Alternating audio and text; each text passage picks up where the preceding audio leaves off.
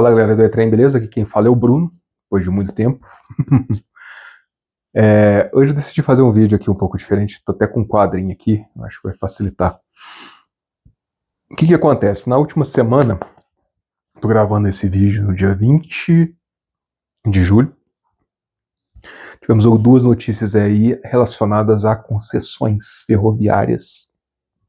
Caso de concessão de linhas que já existem. Caso a gente está falando da Malha Oeste e da Malha Sul. Mas antes de eu sair falando algumas coisas que assim é absurdo, eu queria deixar todo mundo na mesma régua. Hein? Contextualizar brevemente essa questão de como que chegou na situação atual. Então vou fazer um recorte histórico, vamos começar a partir dos anos 1990. A RFFSA, Rifesa, Rede, enfim, ela é incluída no PND, que é o Plano Nacional de Desestatizações. Ok? O que era a RFFSA? A RFFSA era uma empresa estatal, governo brasileiro, criada para administrar as ferrovias do Brasil. Bruno, eram todas? Não. Aqui vem. Exceto. Ela só não operava. Perdão.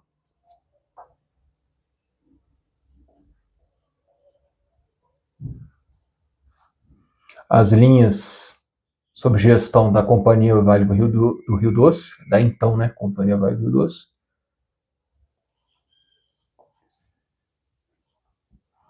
Na época eram a Vitória Minas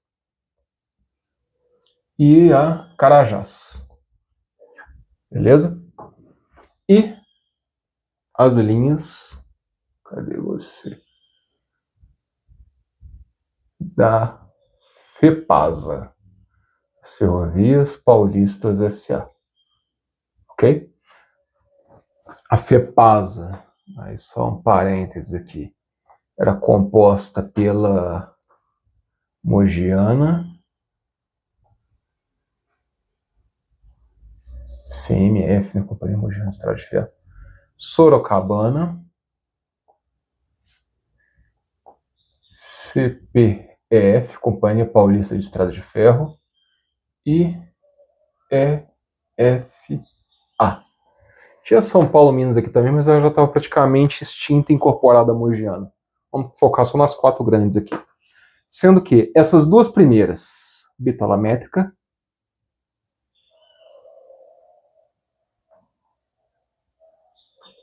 essas duas últimas, bitola larga.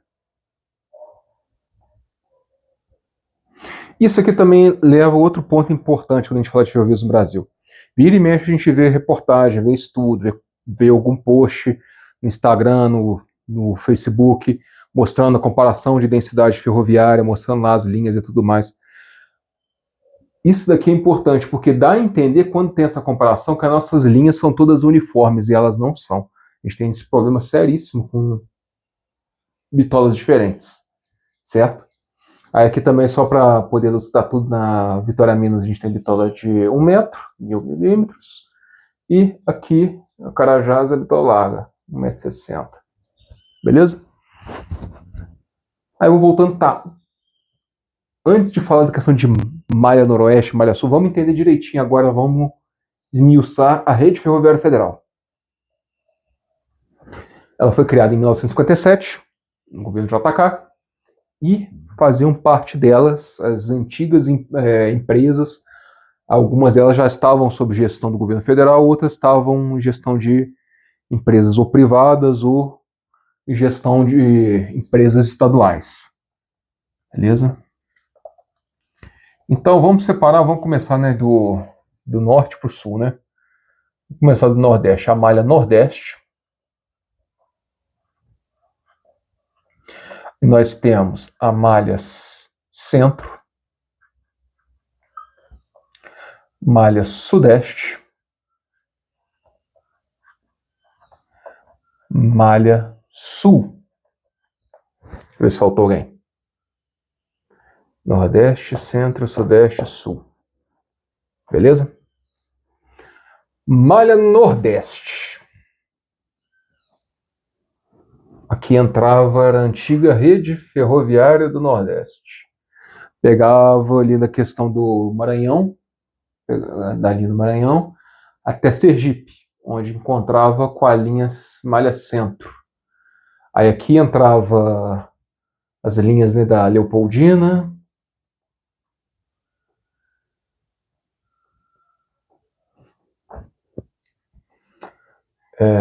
VFCO, da VFCO aqui entrava a Estrada de Ferro Goiás,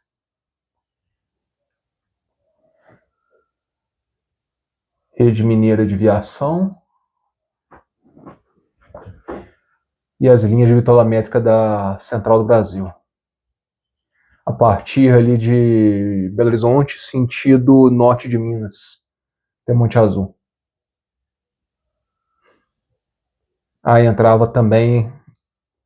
Não, essa é essa daqui mesmo, perfeito. Aqui tinha entroncamento com a outra que compunha a malha centro, que era a leste brasileiro, VFFLB.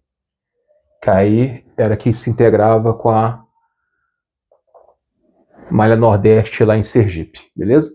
Malha sudeste, aqui entra FCB, bitola larga, e EFSJ, tá? De Ferro, Santos a Jundiaí. Malha sul, nós tínhamos as antigas redes de viação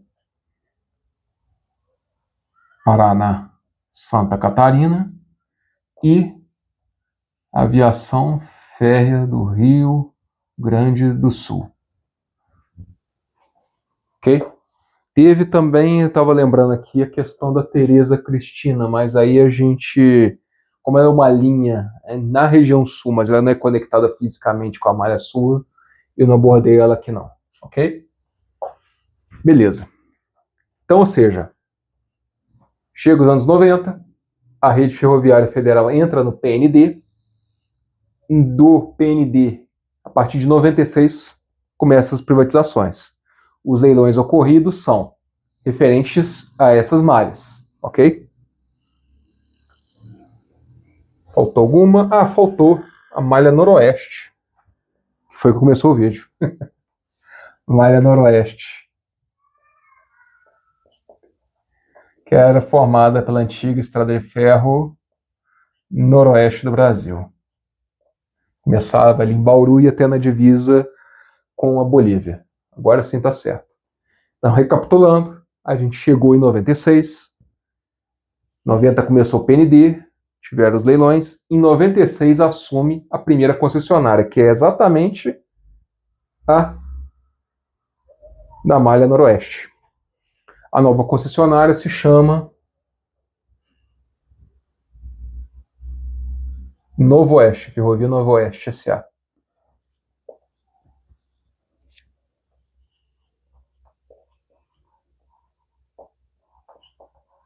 Aí só lembrando, tá, galera? Ó, Malha Nordeste, bitola métrica. Malha Centro, bitola métrica. Malha Sudeste, bitola larga. Malha Sul, bitola métrica. Malha Noroeste, bitola métrica. Beleza? E depois vai acontecendo as outras privatizações. Eu não vou lembrar aqui da ordem que foi acontecendo. Eu sei que a da Nordeste foi a última. Acho que foi em 97 ou 98. Enfim. E em 98 acontece o quê?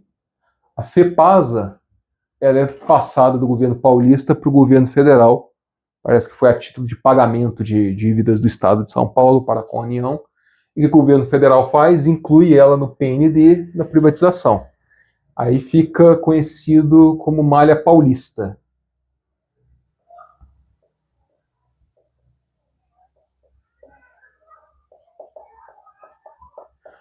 A Malha Paulista, com esse pacotão aqui, né, com as duas bitolas, é concedida para uma empresa chamada Ferroban.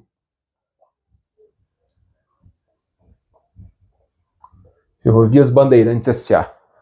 Tranquilo? Então, só para a gente completar aqui também, né, já que a gente está falando das empresas que assumiu quem aqui, né? A Malha do Nordeste ficou a cargo da antiga Companhia Ferroviária do Nordeste. Hoje essas linhas de bitola métrica que existem estão com a FTL, Ferrovia Transnordestina Logística. Centro, FCA, Ferrovia Centro-Atlântica. Hoje VLI. Sudeste, MRS Logística. Sul foi para FSA, que depois, quando assume também algumas concessões da Argentina, ela muda a denominação para América Latina Logística, ALL. Beleza? Então aqui acho que a gente completou tudo bonitinho. Aí na malha paulista aqui o imbróglio continua. Por quê? Nós temos a questão dessas diferenças de bitola e a própria Noroeste em si ela não tem um acesso próprio a um porto. Ela dependia de direito de passagem, linha de bitola métrica, né, passar pela malha paulista do Ferroban, até chegar lá em Marinque, descer a serra para o Porto de Santos, ou senão baldear a carga para os trens de bitola larga em Bauru, certo? E agora a moto me desconcentra. Vou falar. Enfim, tinha esse pequeno gargalo logístico. E outra coisa também, boa parte da malha paulista ela era eletrificada. Só que ela já estava com uma defasagem tecnológica muito grande. Então a Ferroban estava com a dificuldade muito grande de locomotivas também. E isso levou ela ali, logo no início dos anos 2000, a fazer uma reestruturação.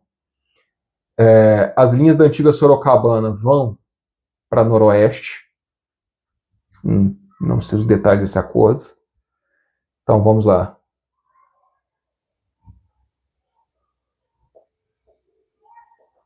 As linhas de bitola métrica, então vamos colocar o seguinte, vamos imaginar que o estado de São Paulo, nós temos no centro as linhas da Companhia Paulista e da Araraquara, e depois, posterior a Araraquara, surgiu a Ferronorte, sentido ao Mato Grosso.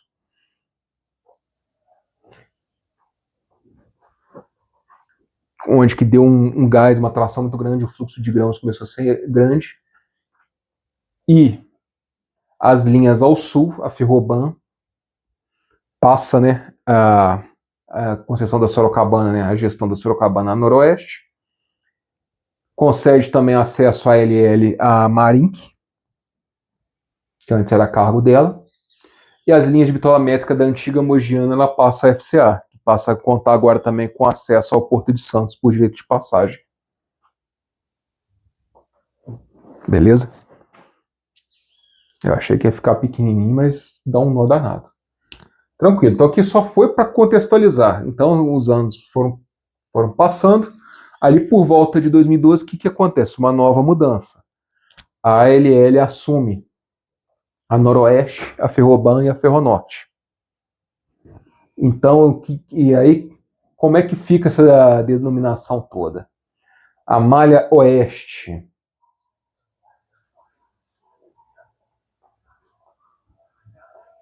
da ALL.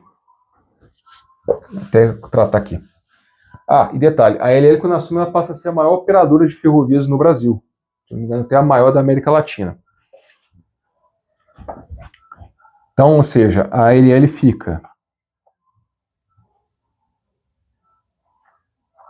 Malha Oeste,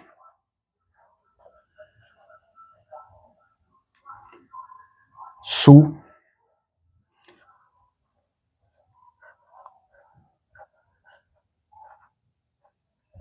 Malha Norte. Ela fica muda essa denominação para 3 malhas. Por quê? A Malha Sul, originalmente Sul-Atlântico, do contrato que ela tinha firmado com o governo federal lá atrás. A Malha Oeste agora com a união da Sorocabana com a própria Noroeste do Brasil. E a Malha Norte, as linhas de bitola larga. Beleza? Só que acontece, com a Ferronorte, com o boom das commodities, com a expansão agrícola, ele passa a focar muito mais aqui na Malha Norte. Então, novos contratos com fornecedores, novos clientes, entendeu? Esse tipo de coisa. E teve uma série também de outras dificuldades econômicas, questão de contrato, enfim. Tem outras coisas que a gente não vai abordar aqui, não. O fato é que nessa priorização, como aqui virou, né, a galinha de ovos de ouro da LL, ela começou a fazer o quê? Ela começou a priorizar mais esse corredor. Então, ou seja, você teve transferência de locomotivas e vagões da Malha Sul, por exemplo, até mesmo da Malha Oeste, principalmente vagões de grãos, para Malha Norte. Então, muitas das vezes você, ou seja, ela deixou de atender alguns clientes da Malha Sul, deixou de atender clientes da Malha Oeste, de certo modo, deixou em segundo plano manutenção e investimento dessas malhas para poder priorizar a Malha Norte. E nisso que acabou acontecendo? Poxa, se você já tinha alguns clientes das ferrovias que, beleza, não estava com infraestrutura legal, e de repente você começou a cada vez mais não atender eles, os caras olharam e falaram, poxa, eu vou buscar outra alternativa. E muitos desses clientes acabaram indo para a rodovia.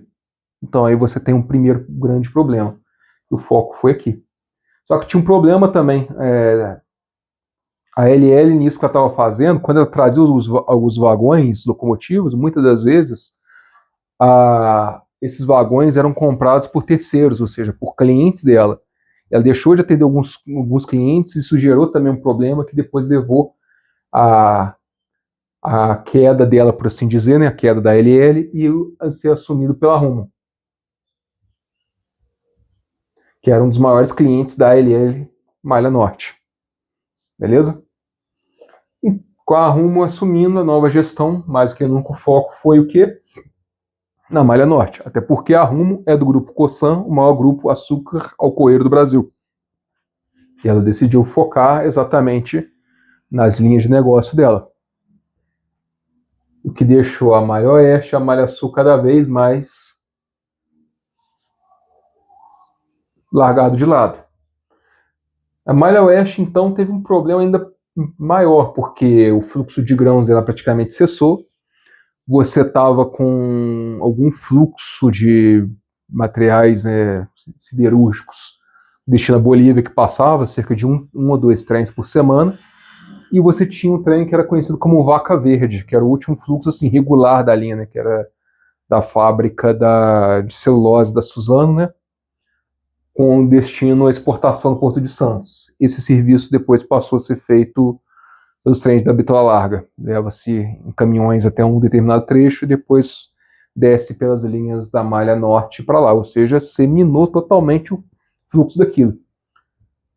Ou seja, você perdeu você tirou toda a carga da linha, você deliberadamente você acabou priorizando essa questão da Malha Oeste, do Vaca Verde, por exemplo, você acabou priorizando a sua outra malha que estava sob sua gestão. Foi, poxa, tá fora, eu quero padronizar, eu quero eficiência, eu quero grandes corredores, que é o problema das nossas concessões atuais.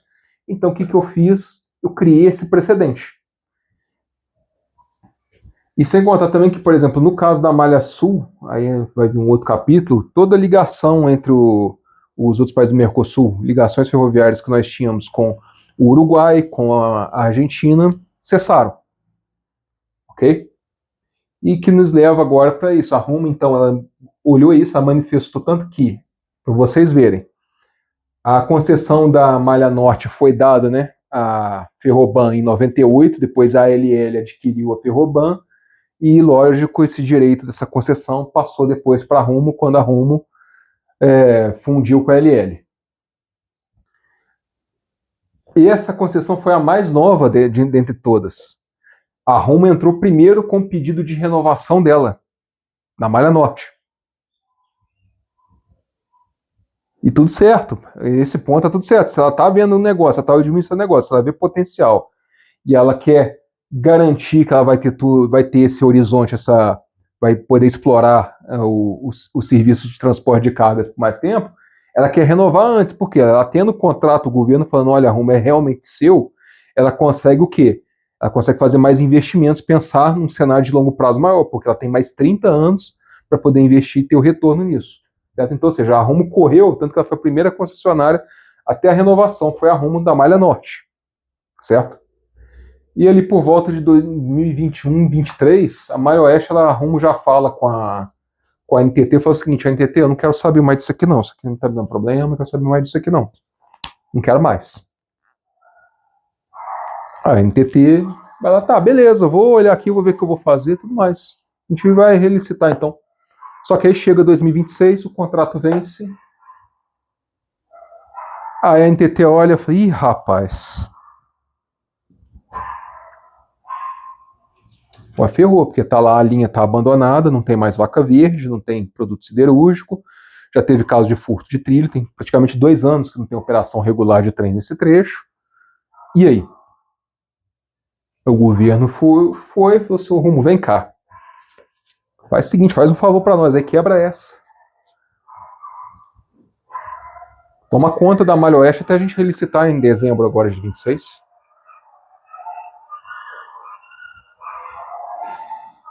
E aqui, sendo sincero, pessoal, depois vocês me falem o nível que vocês entendem de ferrovia ou não, até para eu poder fazendo mais conteúdo, esclarecendo. Você tem uma estrada de ferro, uma ferrovia, que não tem um fluxo regular há mais de 2 anos. O material desgasta, o mato cresce, deteriora, há furto de material. Sinceramente, como é que o governo vai, como é que algum interessado vai aparecer para assumir isso daqui, ó? Mais de 2.000 quilômetros de linha, abandonado, sem fluxo, sem carga, sem cliente.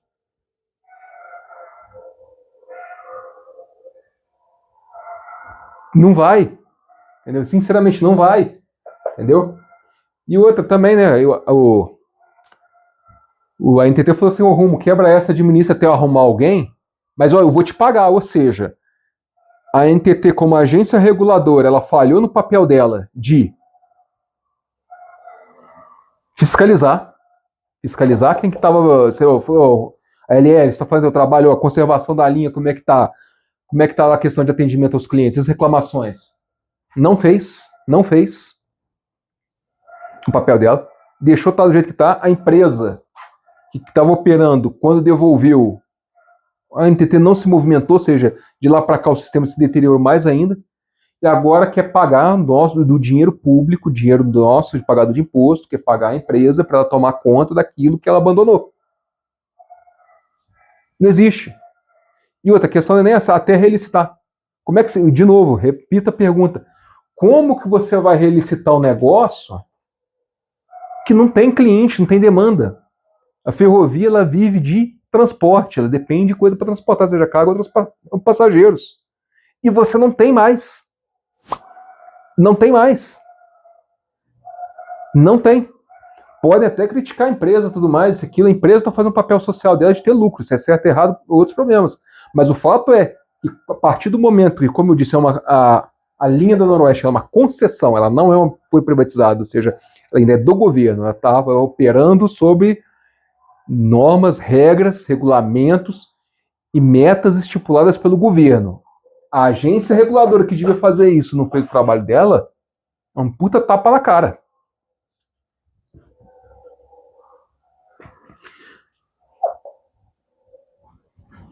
Aí é esse o cenário da Malha Oeste. Acho que nem sei se eu entro na Malha Sul aqui também. Vou tomar um café. Vai dessa.